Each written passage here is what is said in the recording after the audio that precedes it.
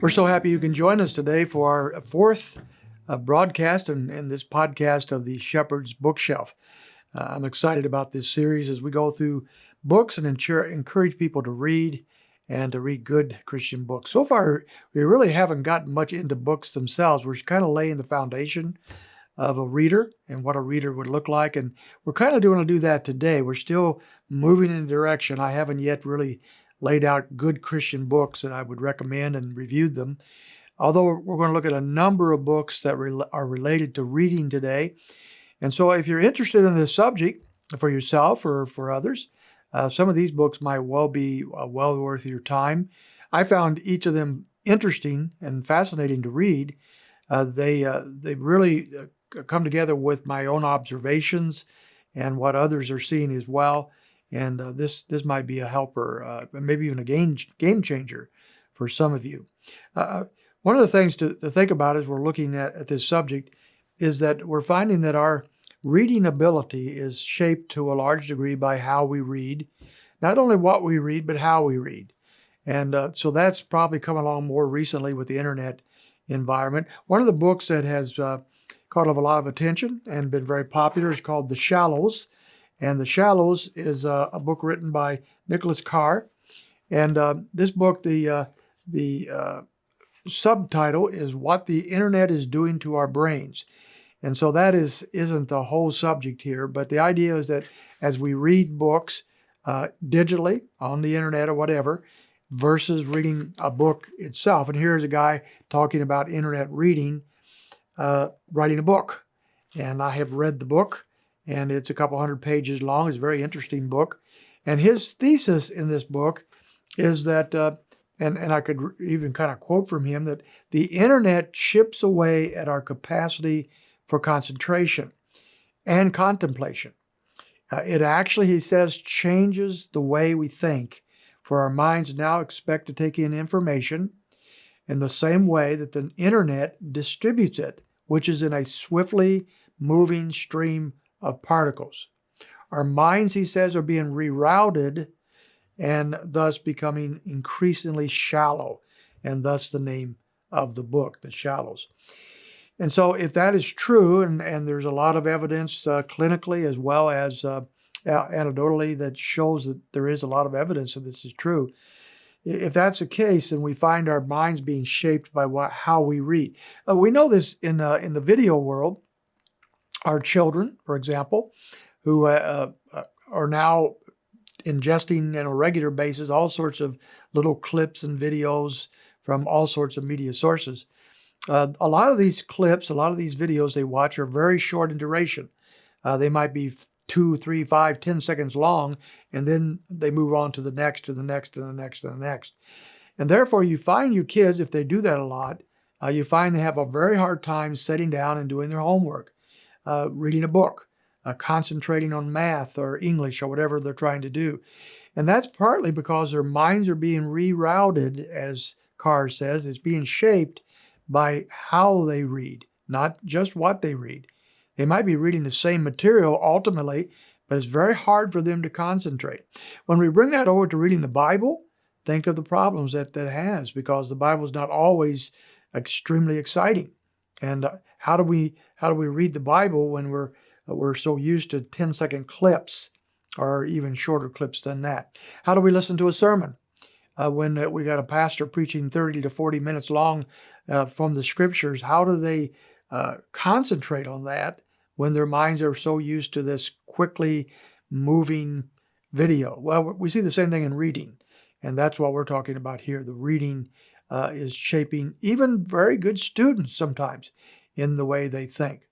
Years ago, and I mentioned this last time, is we have How to Read a Book by Mortimer Adler and Charles Van Doren. This is an old book. It's been around a long time. But and this is long before the internet began to shape the way we think. But even there, the research that was being done by these men was revealing the fact that our brains are shaped by how we read and not just what we read. And he talked in this book about the fact that our brains can actually atrophy. Not that they shrink up to nothing, of course, but our capabilities, our capacities to think, to digest, to analyze, to research, to read intently is being done away with because we're not reading that way. We're reading more simple materials. We're reading quickly. We're scanning. We're not thinking deeply. And he says when that happens, our minds begin to actually atrophy. And I think we can recognize it at times. Matter of fact, in The Shallows by Carr, a man of modern times, reads a lot off the internet, and he says that he's lost his mind in a sense, and he wants it back. Well, in order to get it back, he's going to have to change the way he reads. That's what he's saying.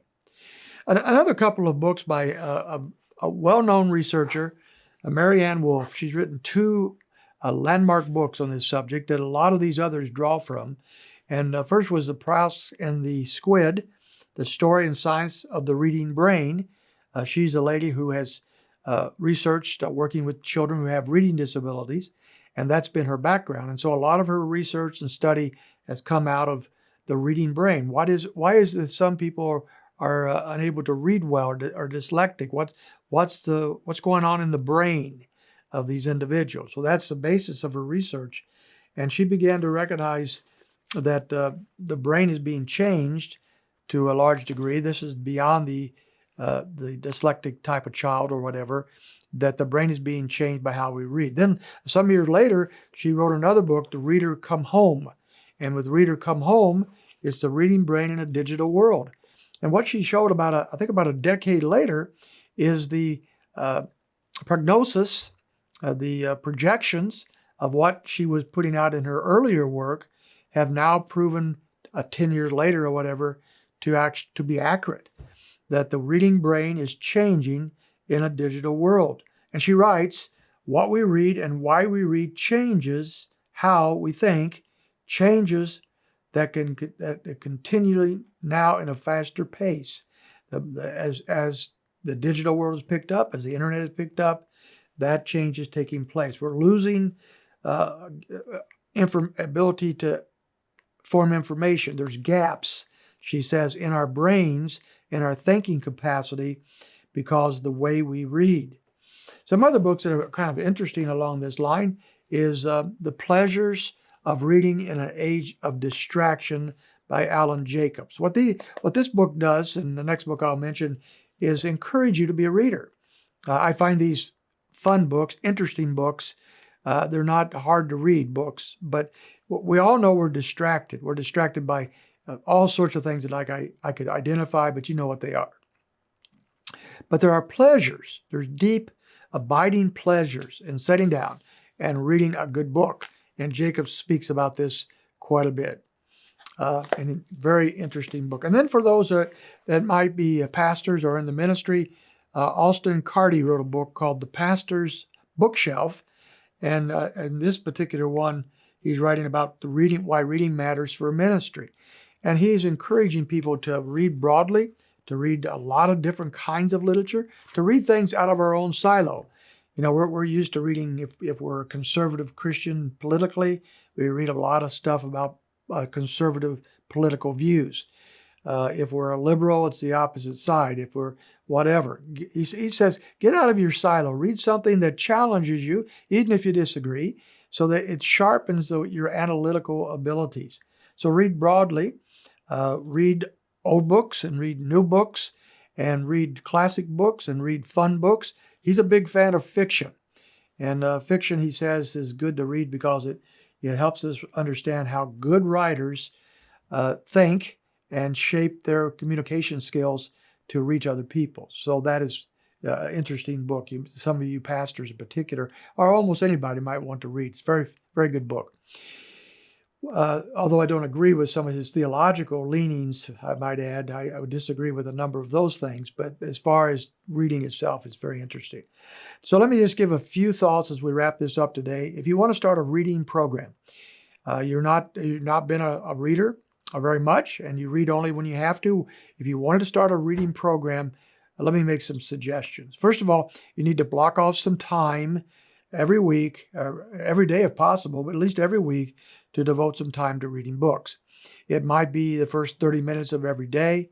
It might be an afternoon once or twice a week where you can set aside a block of time, maybe 2 hours of time after lunch on a Thursday. And you may pick up 1 or 2 or even 3 books, and you block off that time every week to read. It's like any habit. You have to develop it. You have to decide what you want to do and do it. It's not going to develop itself. And a lot of people who don't think they can do such a thing can if they develop that new pattern. Secondly, start off, though, however, with just a short period of time. I would suggest 20 or 30 minutes if you're not a regular reader. Now, we're looking at reading not for things you have to read, for maybe a sermon if you're a pastor or something at school that you have to read. These are books you want to read. We talked last week about reading with whim, reading what you want to read, reading what you enjoy. Pick out some books that you enjoy and block off some 20 minutes or so, somewhere several times a week to read at those times. Don't start out saying I've got to read for 5 hours. You might do that once and then you're done. Start off with 20 minutes or so. As I've already mentioned, read widely. Get you a good fiction book, a good classic. We'll talk about some of those later on. But also, read some good history, some biography, read some good theology, some Christian living books, all sorts of things. And we'll be recommending a lot of those books as time goes on in our Shepherd's bookshelf. And then read what interests you, especially if you're not used to reading too much. Get something that you want to read, something that really excites you. Right now, I'm rereading the book Holiness by J.C. Ryle. And it's a book that you read slowly. I'll give a review of that sometime later. But I'm just excited about sitting down and reading 10 pages at a setting of this pretty long book. It'll take me a while at that pace to read the book, but I'm in no hurry because I'm enjoying the insights of this great saint who wrote this wonderful book. And then let me say one more thing: read the best. Your time is limited. Don't read a bunch of junk. What is popular right now that you'll find at the bookstores or the stands at the airport are usually pretty much tripe and junk. Not always, but a lot of times. This is just not going to teach you much, or you're not going to grow through those kind of books. The most popular books are usually not the best books. So read the best. Get a good list of books that you can read. This is part of what we're trying to do in this podcast, is to identify some of those. But there's other good sources as well. And read books that interest you, and the best sources of those books. There's thousands of books coming off the presses every year. You can't read them all. By any means, you can only read a small portion of them. So get the very best in those areas that you're interested in and enjoy. If I had to leave you with one word today, that is enjoy reading good books. Set aside a time, develop a habit, develop a pattern. It will serve you for a lifetime. Well, I hope that helps a little bit. Next week, we're actually going to jump into some books. I want to start with the subject of God and some of the most interesting books on God. I hope you can join us next week for our Shepherd's Bookshelf.